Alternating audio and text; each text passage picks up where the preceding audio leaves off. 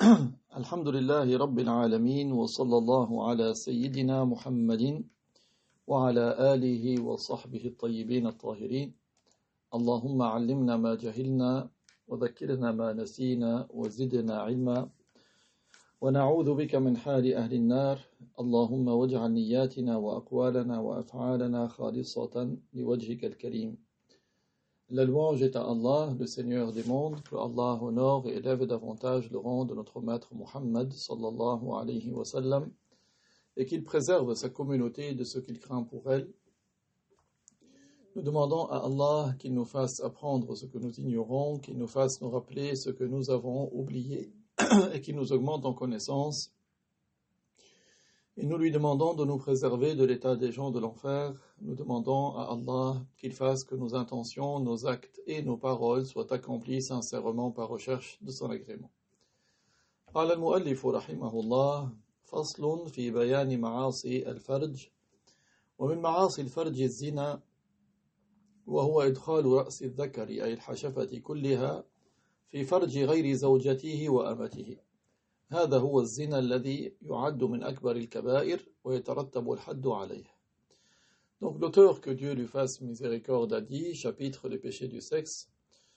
Ce chapitre concerne les péchés du sexe. Parmi les péchés du sexe, il y a la fornication et la sodomie. La fornication d'abord qui a lieu par la pénétration de l'extrémité de la verge, à savoir le gland en entier dans un vagin autre que celui d'une femme qui lui est licite. Donc pourquoi ce détail dans la loi de l'islam? Parce que c'est à ce niveau-là que ça devient le plus grand des grands péchés, et parmi les plus grands des grands péchés. Et il y a une punition qui est méritée par celui qui commet ce grand péché.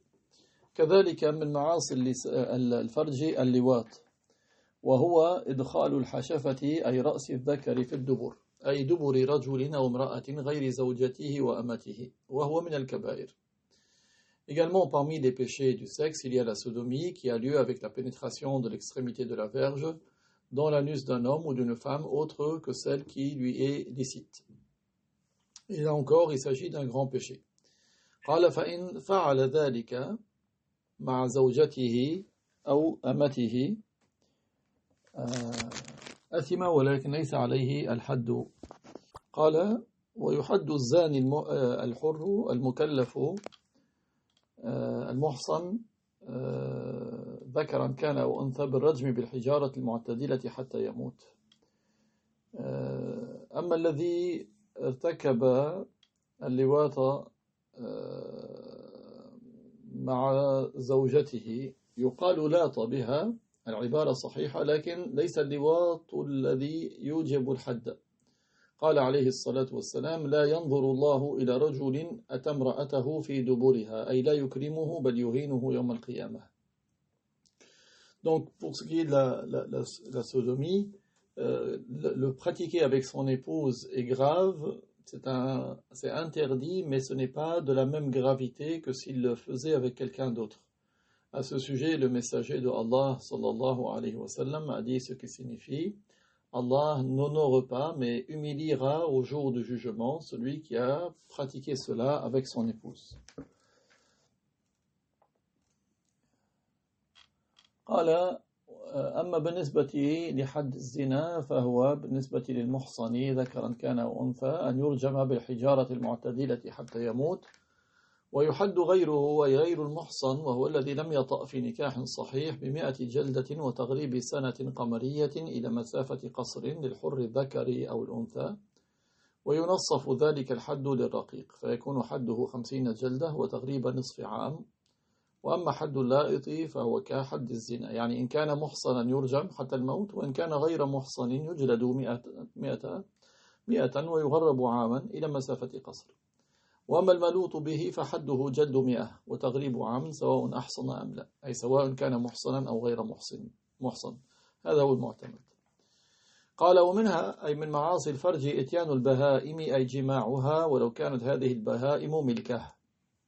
Donc l'auteur, que Dieu lui fasse miséricorde, a dit, parmi les péchés du sexe, il y a avoir un rapport avec des animaux, même s'ils sont à soi, c'est-à-dire avoir un rapport en pénétrant ces animaux, même si ces animaux lui appartiennent. Allah Ta'ala قال والذين هم لفروجهم حافظون إلا على أزواجهم أو ما ملكت أيمانهم فإنهم غير ملومين فمن ابتغى وراء ذلك فأولئك هم العادون فيؤخذ من قوله تعالى فأولئك هم العادون تحريم ذلك يعني تحريم ذلك مفهوم من هذه الآية فأولئك هم العادون. Donc ainsi dans le Coran Allah dit et ceux qui préservent leur sexe sauf si c'est avec leur épouse ou celles qui leur appartiennent, ils ne sont pas blâmés pour cela. Celui qui fait autre que cela, ce sont eux les injustes. Donc nous prenons de la parole, ce sont eux les injustes, que c'est interdit d'avoir des pratiques sexuelles avec les animaux.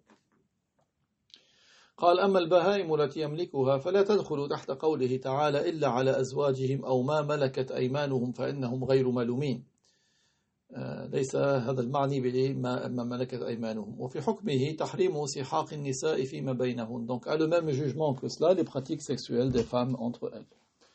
قال وتدل الآية على تحريم الاستمناء أيضا فلا حاجة إلى ما يروى في ذلك عن رسول الله صلى الله عليه وسلم وليس من كلامه وهو قول بعضهم إن من استمنى بيده يأتي يوم القيامة ويده حبلى فهذا كذب لا صحة له عن رسول الله صلى الله عليه وسلم. Donc de ce verset également, on comprend l'interdiction de la masturbation.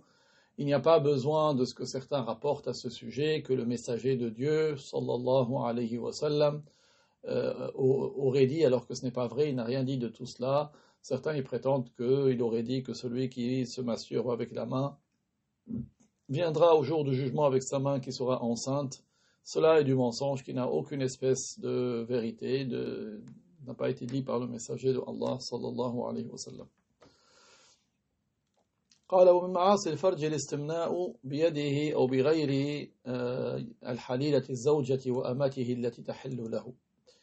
Également parmi les péchés du sexe, il y a justement la masturbation, c'est-à-dire provoquer l'émission du mani par la main de quelqu'un d'autre qu'une femme avec laquelle le rapport est licite.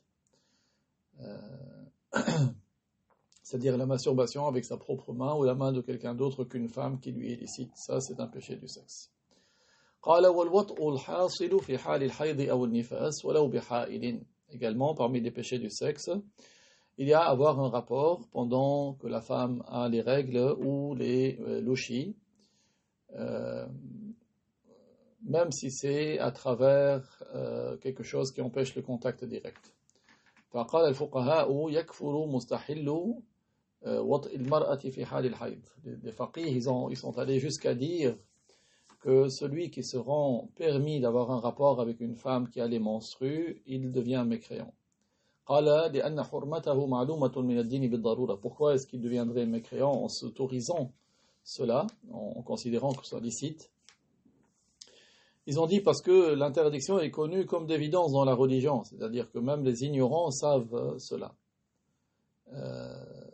Il y a, bien sûr, là on parle de celui qui considère l'acte licite, pas celui qui le fait tout en le considérant interdit. Celui qui le fait en considérant que c'est interdit, il tombe dans un péché mais il ne sort pas de l'islam. قال أما الاستمتاع بغير الوطء فهو جائز إن كان فيما عدا ما بين السرة والركبة. Alors pour ce qui est de jouir de son épouse qui a les menstrues mais sans avoir de rapport, c'est permis s'il s'agit de la zone comprise autre que la zone qui est entre le nombril et les genoux, le reste de son corps, hormis ce qui est entre le nombril et les genoux. قال ويحرم فيما بين السرة والركبة إن كان بلا حائل. Donc l'auteur dit c'est interdit de jouir du corps de son épouse, la partie entre le nombril et les genoux quand elle a les menstrues, si c'est par contact direct. قال وفي المذهب الشافعي قول بجواز الاستمتاع بالحائض بغير الجماع مطلقا أي بغير إدخال الحشفة في الفرج أي أكان بحائل أو بلا حائل وهو ظاهر حديث مسلم اصنعوا كل شيء إلا النكاح. Et l'auteur dit il y a toutefois un avis dans l'école shafi'ite qui serait autorisé de jouir du corps de la femme qui a les menstrues sans faire de rapport, c'est-à-dire tout le corps sans exception, mais ça, sans faire de rapport, c'est-à-dire sans introduire la verge dans le vagin, c'est-à-dire que ce soit par contact direct ou sans contact direct. Et cet avis, il est déduit du hadith de Muslim, dans lequel le prophète alayhi salatu wassalam a dit ce qui signifie faites tout sauf le rapport. قال كذلك من معاصي الفرج الوطء الحاصل بعد انقطاعهما انقطاع دم الحيض والنفاس وقبل الغسل منهما. L'auteur dit également parmi les péchés du sexe, il y a avoir un rapport avec une femme après l'interruption de l'écoulement du sang des règles ou des louchis, mais avant le ghusl obligatoire, parce que pour qu'elle puisse à nouveau avoir un rapport avec son mari, il faut qu'elle fasse le ghusl obligatoire. Donc si elle n'a pas fait le ghusl obligatoire, même si le sang s'est arrêté, dans l'école shafi'ite, il est interdit d'avoir un rapport avec l'épouse. قال أو الوطء الحاصل بعد الغسل إذا كان بلا نية مجزئة من المغتسلة. Ou encore, un autre cas de figure qui est interdit, c'est avoir un rapport avec son épouse qui a fini ses louchis et ses menstrues, et qui a fait un ghusl, mais un ghusl qui a été fait sans intention rituelle valable de sa part. Par exemple, elle est partie juste se laver, elle n'a pas mis l'intention de lever le grand hadath, ou de se rendre permise d'accomplir la prière, par exemple, et son mari a eu rapport avec elle. Donc dans ce cas-là, ce rapport est interdit. Donc, il faut que le ghusl soit fait avec l'intention correcte. قال أو كان مع النية يعني اغتسلت مع النية لكن مع فقد شرط من شروطه كان اغتسلت مع وجود مانع من وصول الماء إلى المغسول كالمانيكير التي تفعله بعض النساء. Ou encore, autre cas de figure qui est un péché du sexe, c'est d'avoir un rapport après la fin des menstrues et des louchis, après lequel la femme a fait un ghusl, mais un ghusl qui a été certes avec une intention valable, mais alors qu'il manquait l'une des conditions du ghusl, comme dans le cas où elle a fait le ghusl en présence de quelque chose qui a empêché l'eau de parvenir à ce qui doit être lavé, comme certaines femmes insouciantes qui mettent du vernis à ongles, qui empêche donc l'eau de parvenir aux ongles, et donc son ghusl est incomplet. قال وما ذكر من حرمة الوطء قبل الاغتسال أو التيمم ليس متفقا عليه بل يجوز عند أبي حنيفة وذلك بشرطه قبل ذلك أي قبل الغسل وبعد انقطاع الحيض وغسل فرجها. Donc, ce que l'auteur a cité comme interdiction d'avoir un rapport avant que la femme ne fasse son ghusl ou son tayammum, après donc l'arrêt de l'écoulement, mais avant qu'elle ne fasse le ghusl, cette interdiction n'est pas selon toutes les écoles. C'est-à-dire, il est permis, selon Abu Hanifa, avec les conditions qu'il faut apprendre dans son école, d'avoir un rapport avec l'épouse qui n'a plus d'écoulement de louchis ou de menstrues et qui n'a pas encore fait son ghusl. Donc, selon lui, c'est valable, mais avec certaines conditions, même si c'est avant qu'elle ne fasse le ghusl et après, donc, qu'elle a eu l'arrêt des menstrues. Et quelles sont les conditions? C'est qu'elle se lave le vagin après avoir fini ses menstrues, même si elle n'a pas encore fait le ghusl. قال ومن معاصي الفرج التكشف عند من يحرم نظره إليه.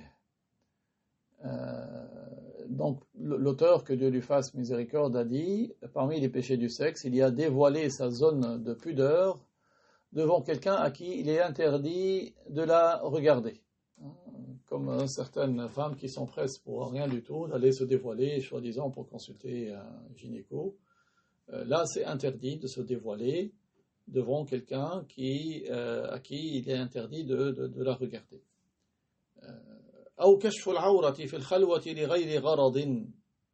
Ou encore de dévoiler sa zone de pudeur quand on est seul et sans qu'il n'y ait de besoin.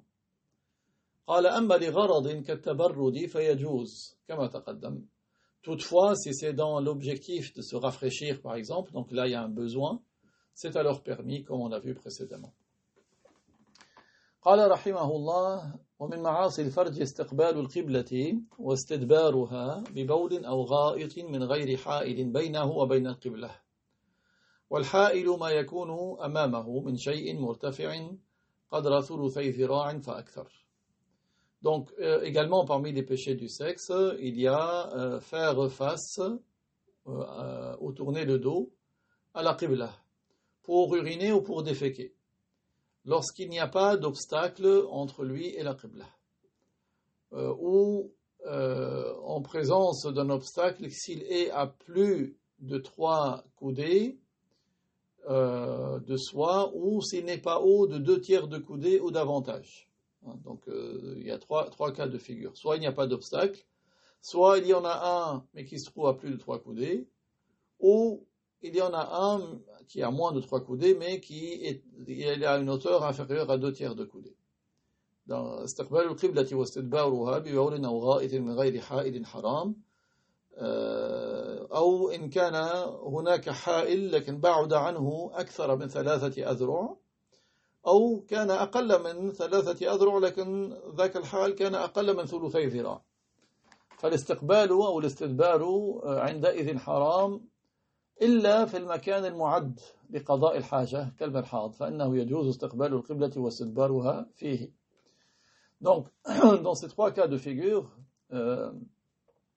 en l'absence d'un obstacle entre soi et la qibla, ou bien en présence d'un obstacle s'il y a plus de 3 coudées de soi, ou bien si cet obstacle n'est pas haut de 2/3 de coudée ou davantage, il est interdit de faire face ou de tourner le dos à la qibla en urinant ou en déféquant.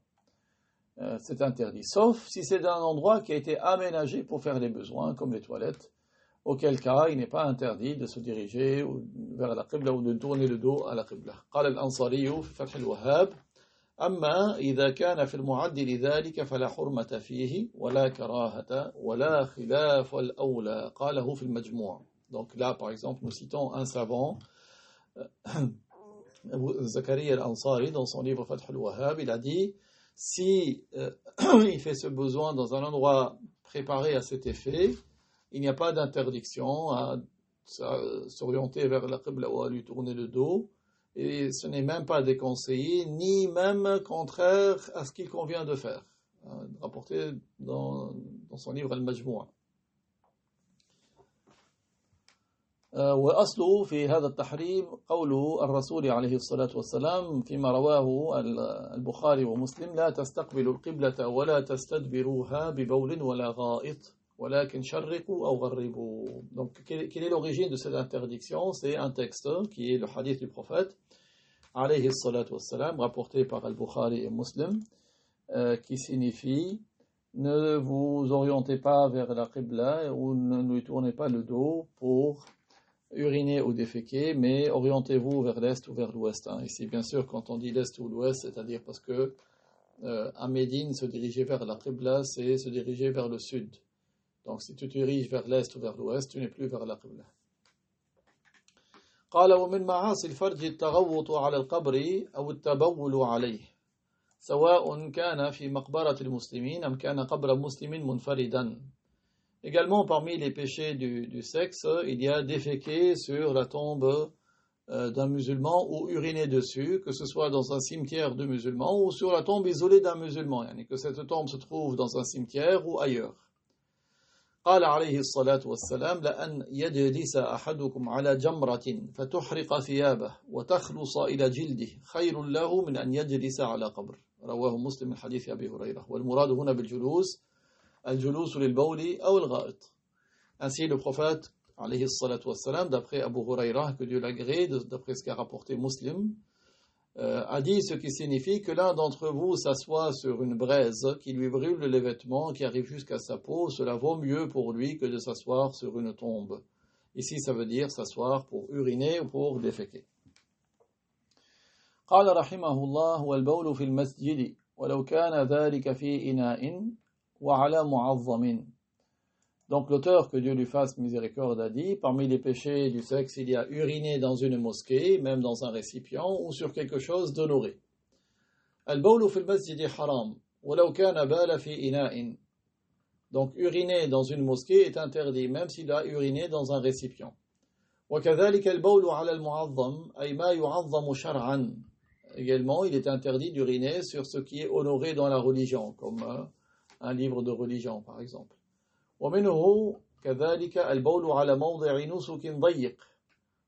Également, dans ce cadre-là, il est interdit d'uriner dans un lieu étroit de passage pour destiné au rituel de pèlerinage ou de Umrah. Par exemple, tous les gens empruntent ce chemin pour se rendre d'un point à un autre durant le pèlerinage ou la Umrah, et lui, il urine dans cet endroit-là, ça c'est interdit également, parce que ça dérange les gens qui passent par là alors qu'ils sont dans le cadre d'un rituel de pèlerinage ou de Umrah.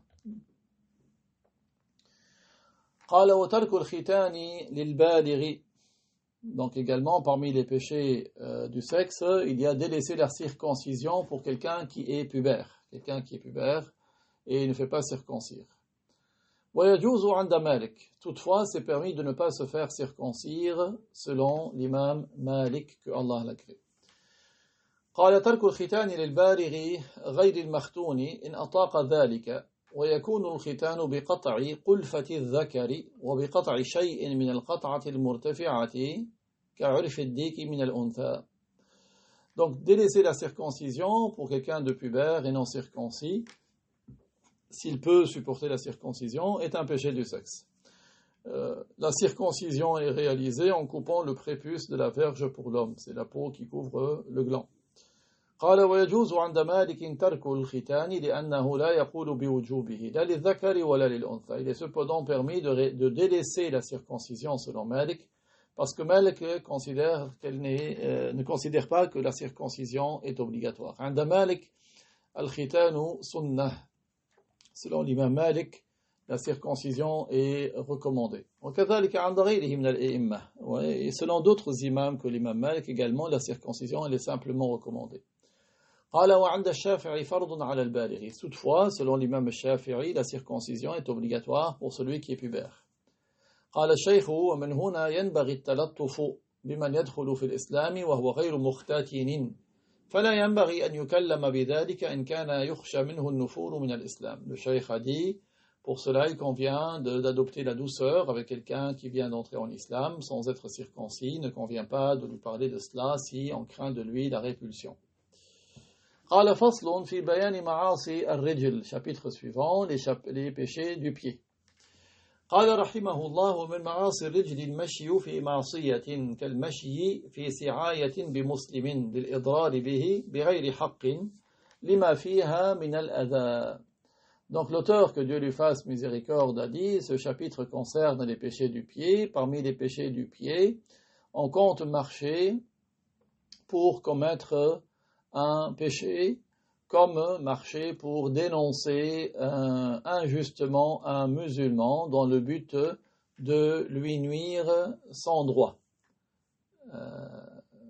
en raison du préjudice que cela comporte envers lui, parce que c'est quelque chose qui est préjudiciable. من معاصي الرجل التي من الكبائر السعاية بالمسلم للإضرار به لأن السعاية فيها أذى كبير لأنه يحصل بها إدخال الرعب إلى المسعي به وإرجاف أهله وترويعهم بطلب السلطان كهؤلاء الجواسيس الذين يتجسسون على المسلمين فيأخذون الأخبار إلى الحكام ليضروا المسلمين. هذا من معاصي الرجل. Parmi les péchés du pied, qui compte parmi les grands péchés, il y a le fait de marcher pour dénoncer injustement un musulman dans le but de lui nuire, parce qu'une telle dénonciation calomnieuse entraîne un grave préjudice, puisque cela va entraîner la peur chez celui qui est dénoncé. Il y a la peur chez sa famille, parce que le gouverneur va les convoquer, comme ce que font certains espions qui espionnent des musulmans, qui prennent les informations auprès des gouverneurs pour qu'ils nuisent aux musulmans. قال وهذا إذا كانت السعاية به بغير حق أما السعاية بحق فهي جائزة. Donc tout cela, bien sûr, l'auteur rappelle, c'est dans le cas où la dénonciation est calomnieuse, elle est injuste. Mais si la dénonciation est juste, conforme à la loi de l'islam, elle est autorisée. قال أو المشي في قتله أي لأجل قتله بغير حق.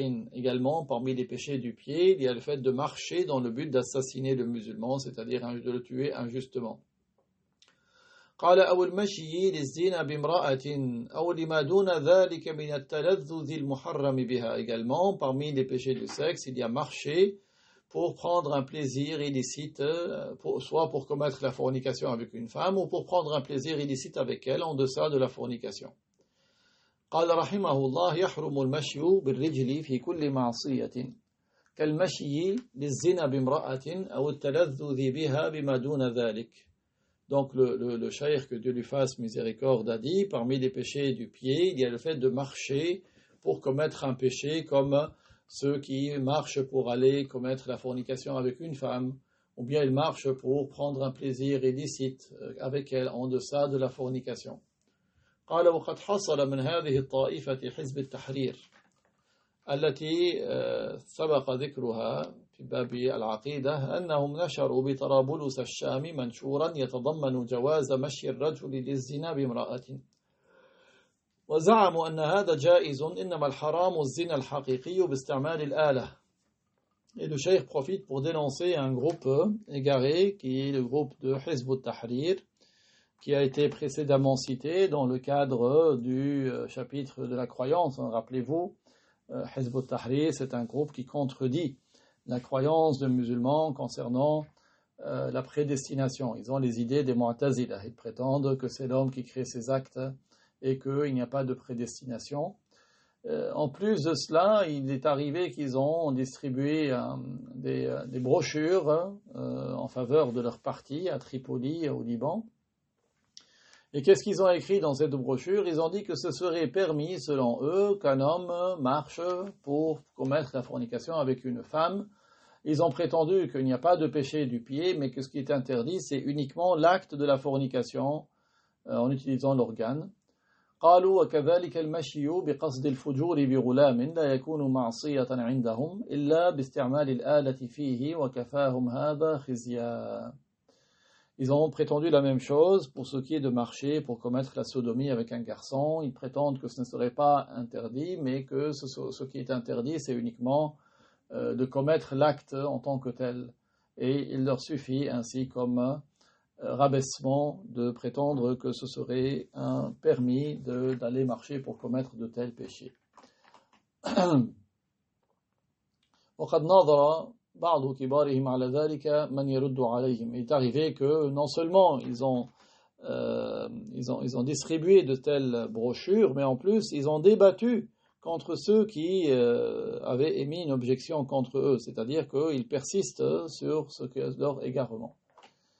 قال وإباق أي هروب العبد المملوك ذكرا كان أو أنثى من سيده وهروب الزوجة من زوجها وهو كبيرة إذا لم يكن عذر. L'auteur, que Dieu lui fasse miséricorde, a dit fuguer pour qui il incombe de s'acquitter d'un droit envers autrui comme une condamnation, une dette ou une charge obligatoire, les devoirs envers ses parents ou l'éducation de ses enfants, comme une épouse qui fuguerait de son mari, et c'est un grand péché s'il n'y a pas d'excuse.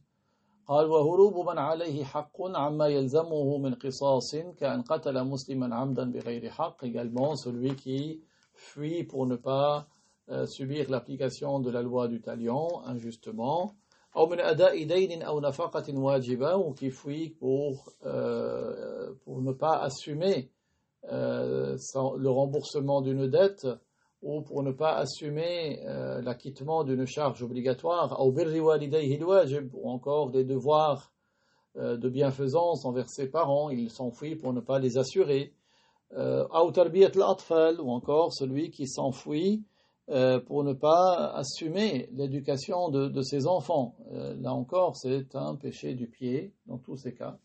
Comme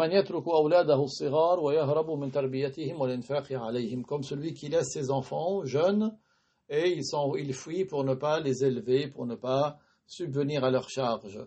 ويدل عليه حديث كفى بالمرء إثما أن يضيع من يقوت رواه الحاكم وفي رواية من يعول رواها النسائي أي من تجب عليه نفقته.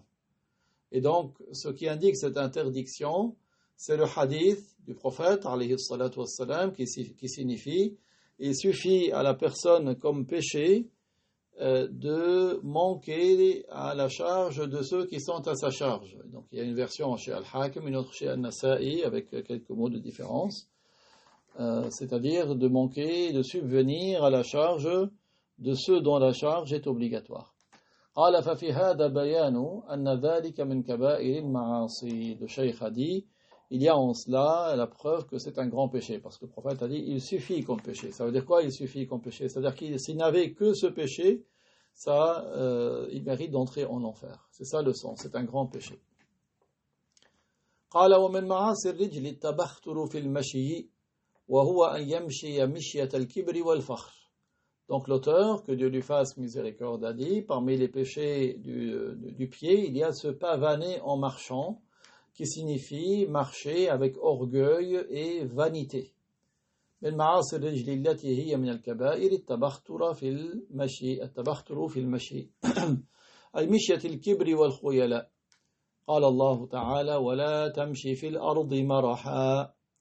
Donc, parmi les péchés du pied, il y a le fait d'adopter une démarche d'orgueil et de vanité. Allah dit ce qui signifie dans Surat al-Isra, verset 37, ce qui signifie ne marche pas en te pavanant. أي لا تمشي في الأرض مختالا فخورا, c'est-à-dire ne marche pas avec orgueil, imbu de toi-même, avec vanité. والمرح هو الأشر والبطر. وقال صلى الله عليه وسلم من تعظم في مشيته من تعظم في نفسه أو اختال في مشيته من تعظم في نفسه أو اختال في مشيته لقي الله وهو عليه غضبان. رواه أحمد في مسنده. Ainsi, notre messager sallallahu alayhi wa sallam a dit dans un hadith rapporté par Ahmad dans le Musnad, ce qui signifie celui qui est imbu de lui-même ou qui se pavane en marchant viendra au jugement de Dieu en encourant le châtiment de Dieu. Donc il encourt le châtiment de Dieu. Rapporté par Ahmed dans son Musnad. قال ومن عادة المتكبرين عندما يمشون أنهم يرفعون رؤوسهم ويمدون أيديهم وينظرون إلى ثيابهم معجبين بأنفسهم. Donc le Cheikh a dit, il est de l'habitude de ceux qui sont orgueilleux quand ils marchent, ils lèvent haut la tête, ils tendent les bras, ils regardent leurs vêtements en étant imbus d'eux-mêmes. وقد أخبر الرسول صلى الله عليه وسلم عن رجل ممن كان قبل هذه الأمة من بني إسرائيل أنه كان يمشي متبخترا ينظر في جانبيه أعجبه ثوبه وحسن شعره. قال فبينما هو يمشي متبخترا أمر الله تبارك وتعالى به الأرض فبلعته فهو يتجلجل فيها إلى يوم القيامة. يتجلجل أي يسيخ فيها، دخل فيها. وهذه الحادثة أراد الله تعالى أن يجعلها عبرة للناس. Et notre messager, le messager sallallahu alayhi wa sallam, nous a parlé d'un homme qui a vécu avant cette communauté. Il était un homme de Bani Israël, des descendants d'Israël. Quand il marchait un jour, tout en étant imbu de lui-même, se pavanant en marchant, regardant des deux côtés, il était tout fier de ses vêtements, de ses beaux cheveux. Alors qu'il marchait ainsi, tout imbu de lui-même, Dieu a ordonné la terre qu'il a ensevelie, et il est en train de descendre dans la terre jusqu'au jour du jugement. Cela va durer pour lui jusqu'au jour du jugement, et cet événement, Allah Ta'ala en a voulu une leçon, une moralité pour les gens.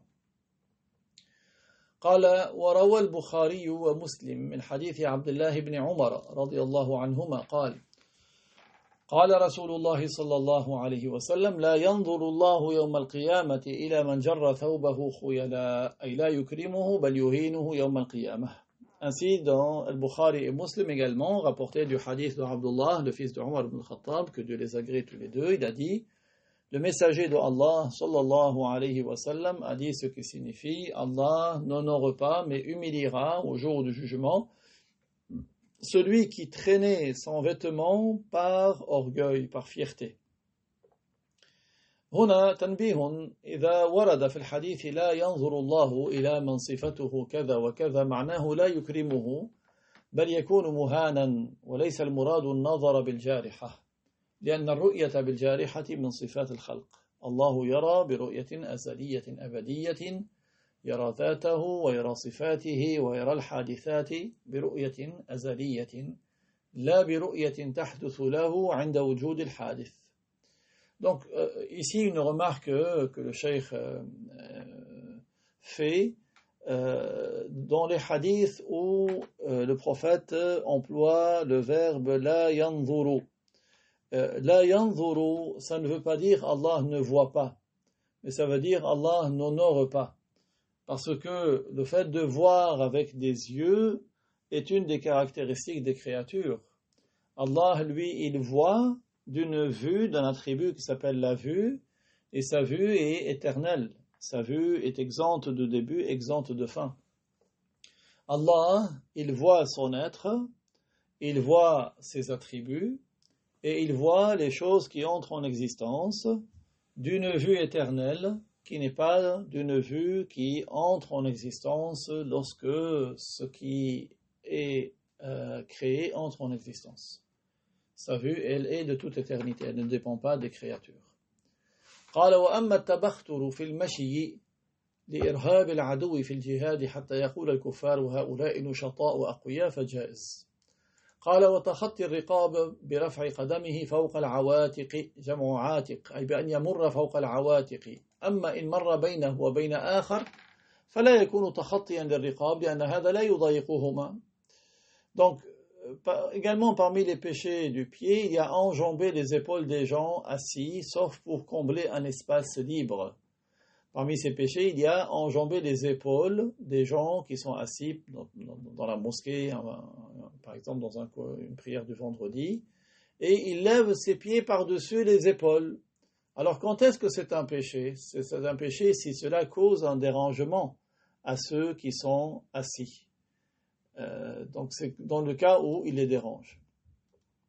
قال وكذا لو كان تخطيه لرقابهم لا يضايقهم ولا يتأذون به فلا يحرم عندئذ لأن علة التحريم الإيذاء. Donc si il passe entre les rangs sans enjamber, il n'y a pas de dérangement ici, ce n'est pas un péché.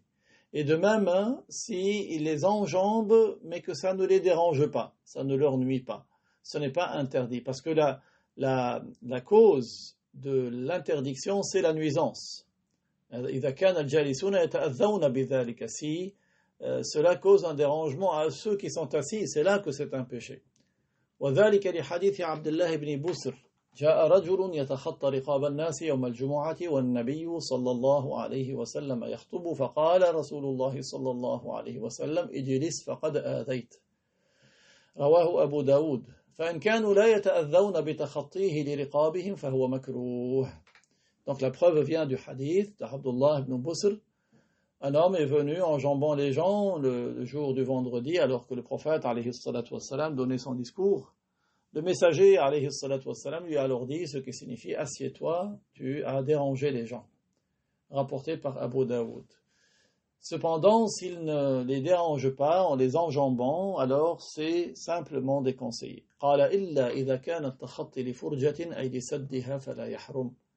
Donc l'auteur dit, sauf si c'est pour combler un espace libre, auquel cas ce n'est pas interdit.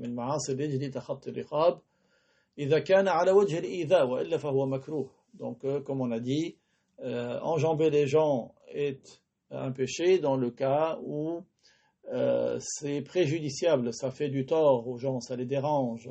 Autrement, ce n'est pas interdit. من تخطى رقاب الناس يوم الجمعة اتخذ جسرا إلى جهنم. هذا حديث رواه البيهقي.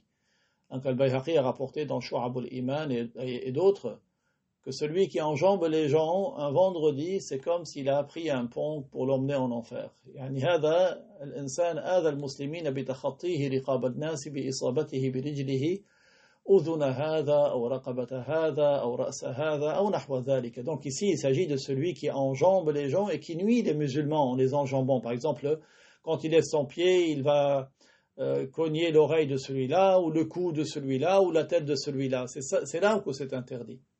أما التخطي لفرجة أي لأجل سدها فهو جائز. Donc si c'est pour combler un espace libre, des gens ont laissé une place libre, si c'est pour combler cet espace, c'est autorisé. قال ويستثنى تخطي الإمام من أجل بلوغ المحراب أو المنبر إذا كان لا يتمكن إلا به فإنه لا يكره لاضطراره إليه فإن أمكنه التحرز عن ذلك كره. Alors il y a toutefois une exception au caractère déconseillé, c'est l'imam.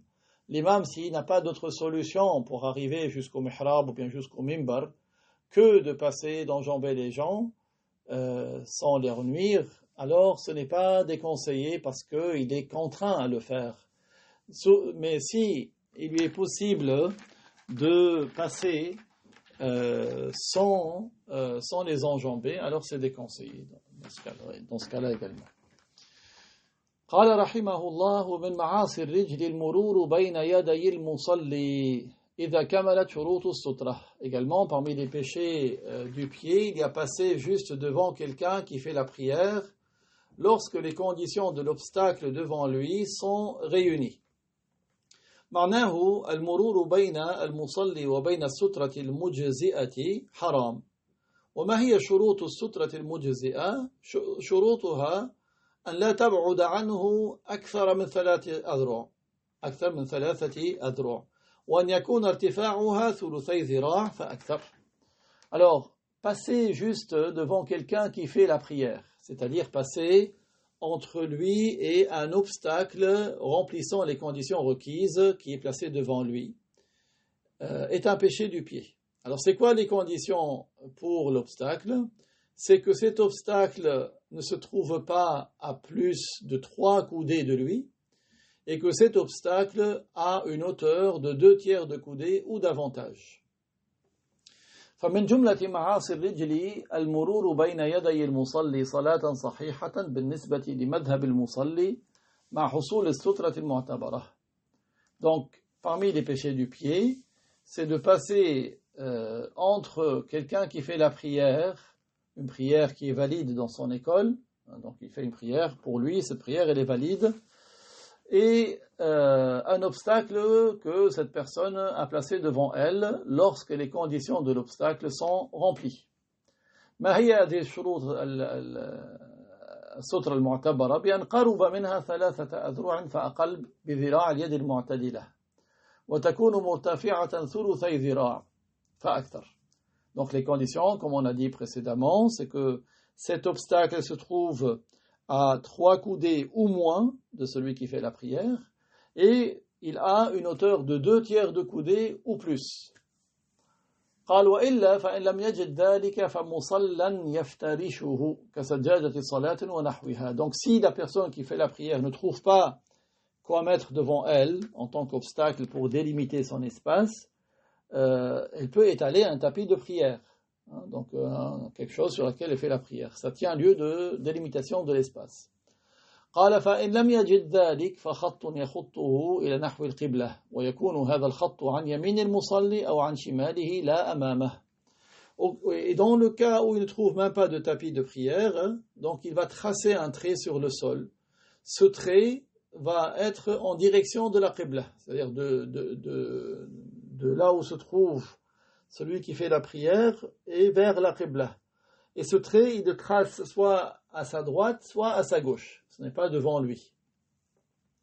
قال وتحريم ذلك لحديث لو يعلم المار بين يدي المصلي ماذا عليه لكان أن يقف 40 خريفا خير له من أن يمر بين يديه رواه أبو داود. Donc le hadith qui est à l'origine de cette interdiction, c'est la parole du prophète rapportée par Abu Daoud, qui signifie si celui qui passait juste devant celui qui fait la prière savait qu'est-ce qu'il encourt comme péché, il aurait attendu 40 automnes, 40 ans, plutôt que de passer devant lui. أي لو يعلم المار بين يدي المصلي ماذا عليه من الإثم لكان أن يقف 40 خريفا خيرا له من أن يمر بين يديه. Donc c'est-à-dire que si celui qui passait juste devant celui qui fait la prière, bien sûr ici dans le cas où il a délimité son espace, hein, avec les conditions que nous venons de citer. Ce n'est pas le cas de quelqu'un qui n'a rien mis devant lui. Non, on ne parle pas de celui-là. On parle de quelqu'un qui a délimité son espace et un autre passe devant lui, entre lui et l'obstacle qu'il a placé ou sur le tapis qu'il a posé. Si il savait de quel péché il se chargeait, il aurait attendu 40 ans plutôt que de passer. قال فإذا وجدت السترة سن للمصلي أن يدفع المار بينه وبين السترة. Donc dans le cas où il y a un tel obstacle que celui qui fait la prière a placé devant lui, alors si quelqu'un essaye de passer, il est recommandé de l'en empêcher. Il est recommandé que celui qui fait la prière le repousse. قال وإن لم توجد السترة فليس للمصلي أن يزعج المار بين يديه ولو اقترب منه بذراع أو نحو ذلك. Mais dans le cas où il n'a pas délimité son espace, il n'a rien mis pour devant lui, il n'a pas mis d'obstacle, il n'a pas mis de tapis, il n'a pas tracé de trait. Si quelqu'un essaie de passer devant lui, il n'a pas à le déranger, à l'empêcher de passer, même si la personne passe à un coudé ou ce qui est de cet ordre devant lui. قال وأما المرور بين صفوف المصلين فإذا كان ما بين الصفين أكثر من 3 أذرع فيجوز وإلا فلا يجوز إلا لعذر. Maintenant, dans le cas où il y a des rangées de personnes qui font la prière, si quelqu'un passe entre une rangée et une autre, si entre une rangée et une autre, il y a plus de 3 coudées de distance, alors il est permis de passer devant cette rangée-là. Sinon, ce ne serait pas permis, sauf s'il y a une excuse. قال وإذا كان شخص يصلي وأمامه شخص قاعد فلا يعد هذا القاعد سترة للمصلي. Donc dernier cas, si quelqu'un fait la prière et devant lui quelqu'un d'autre qui est assis, comme ça arrive dans les mosquées, eh bien cette personne qui est assise n'est pas considérée comme un obstacle délimitant l'espace de celui qui fait la prière. فالصلاة من غير سترة مكروهة. Donc faire la prière sans avoir mis quelque chose qui délimite l'espace, c'est déconseillé. إما أن يكون المصلي قريبا من جدار أو يغرز شيئا أو يخط خطا. Donc qu'est-ce que l'on fait alors pour ne pas tomber dans ce caractère déconseillé? C'est que soit celui qui fait la prière, il fait la prière proche d'un mur, ou il plante quelque chose dans le sol, ou il trace un trait. قال وسجادة الصلاة تكفي كذلك بشرط أن لا يزيد طولها على 3 أذرع. Un tapis de prière tient lieu de délimitation de l'espace à condition que le tapis ne soit pas n'ait pas une longueur de plus de 3 coudées. أما إن كان بينه وبين طرفيها 5 أذرع أو 6 فهذا خلاف السنة فإن لم يضع سترة يقل الثواب. Donc si c'est un tapis qui est long, par exemple entre lui et l'extrémité du tapis il y a 5 coudées ou 6 coudées, cela est contraire à la sunna, ceci n'est pas conforme à la sunna. Enfin, si quelqu'un fait la prière sans mettre ce qui délimite son espace, il aura moins de récompense. Si tu veux avoir la récompense complète, tu délimites ton espace avec ce que nous venons de dire. Soit tu mets un obstacle, soit tu fais un tapis, soit tu traces un trait. قال رحمه الله ومد الرجل إلى المصحف إذا كان قريبا غير مرتفع عنه على طاولة أو نحوها. Donc le cheikh, que Dieu lui fasse miséricorde, a dit, parmi les péchés du pied, il y a tendre la jambe vers le mushaf s'il est proche et qui n'est pas surélevé par rapport à la jambe, il n'est pas posé sur une table ou ce qui est de cet ordre. Ça c'est un péché du pied. فمن محرمات الرجل مد الرجل إلى المصحف إذا كان غير مرتفع على شيء لأن في ذلك إهانة له. Donc parmi les péchés du pied, il y a tendre son pied vers le mushaf si le mushaf n'est pas surélevé, n'est pas placé sur quelque chose de haut. Pourquoi? Parce qu'il y a en cela un manque de considération pour le mushaf. قال أما إذا كان مرتفعا فليس حراما وكذلك إن كان بعيدا. Toutefois, si le mushaf est placé sur un endroit élevé ou si le mushaf était loin de la personne, il n'y a pas de péché en cela. قال كذلك يحرم كتب المصحف بنجس ومسه بعضو متنجس برطب أو بجاف غير معفو عنه. Également, il est interdit d'écrire le mushaf, donc le Coran, avec une encre qui est une najasa, une impureté rituelle. Il est également interdit de toucher le mushaf avec un membre qui a été souillé par une najasa, humide ou sèche, qui n'est pas excusé. قال وما ذكر في بعض كتب الحنفية من جواز كتب الفاتحة بالبول للاستشفاء إن علم فيه الشفاء فهو ضلال مبين بل هو كفر. Donc, ce qui est écrit dans certains livres hanafites, qui serait autorisé d'écrire la Fatiha avec l'urine pour se soigner, si on sait que c'est un remède, cela est de l'égarement clair, c'est de la mécréance. أن يكون في ذلك شفاء وكيف يتصور عاقل ذلك. Comment y aurait-il un remède dans cela et comment quelqu'un de sensé pourrait-il concevoir cela? كيف ذلك وقد نص الفقهاء على حرمة تقليب أوراق المصحف بالإصبع المبلولة بالبصاق.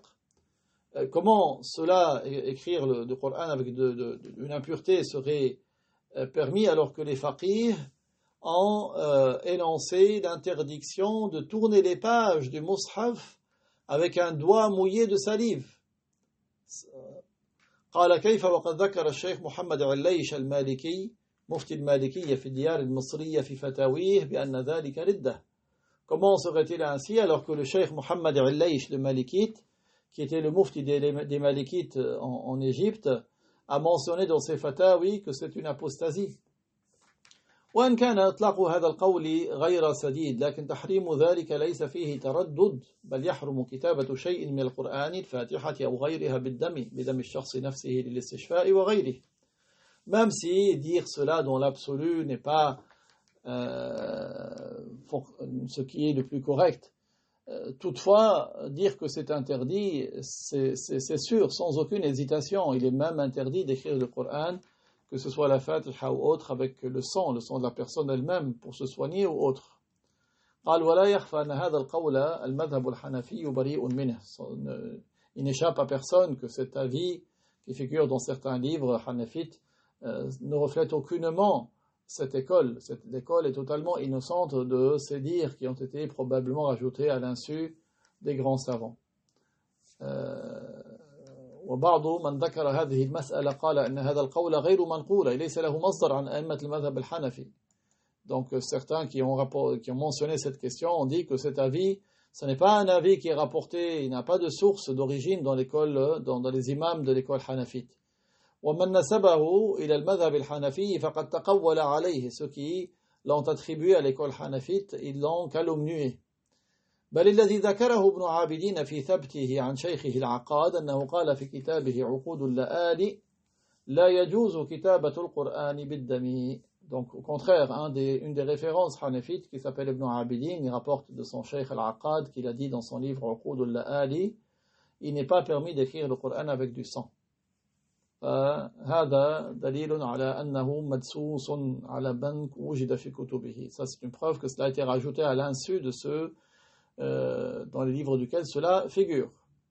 قال وأما الوقوف على سجادة الصلاة التي عليها صورة مسجد فجائز من غير كراهة. أليس الكعبة يجوز الصعود على سطحها فكيف بصورتها. Donc pour ce qui est de se tenir sur un tapis de prière, alors que sur ce tapis de prière il y a l'image d'une mosquée, cela est autorisé sans aucun caractère déconseillé. N'est-ce pas qu'on peut monter même sur la Kaaba réelle? Que dire de la photo de la Kaaba ou d'une autre mosquée? ثم قال الشيخ رحمه الله ومن معاصي الرجل كل مشي إلى محرم أي إلى معصية كالمشي إلى مكان لشرب الخمر. L'auteur, que Dieu lui fasse miséricorde, a dit toute marche pour commettre un péché, comme aller quelque part pour boire de l'alcool ou pour délaisser une obligation. Donc le fait de marcher pour aller boire de l'alcool, les pas que la personne fait sont un péché du pied.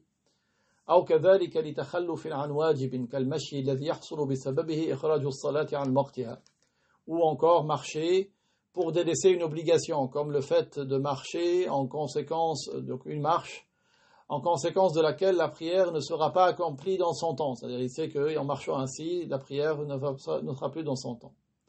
هذا كذلك قال الله تعالى يا أيها الذين آمنوا لا تلهكم أموالكم ولا أولادكم عن ذكر الله ومن يفعل ذلك فأولئك هم الخاسرون.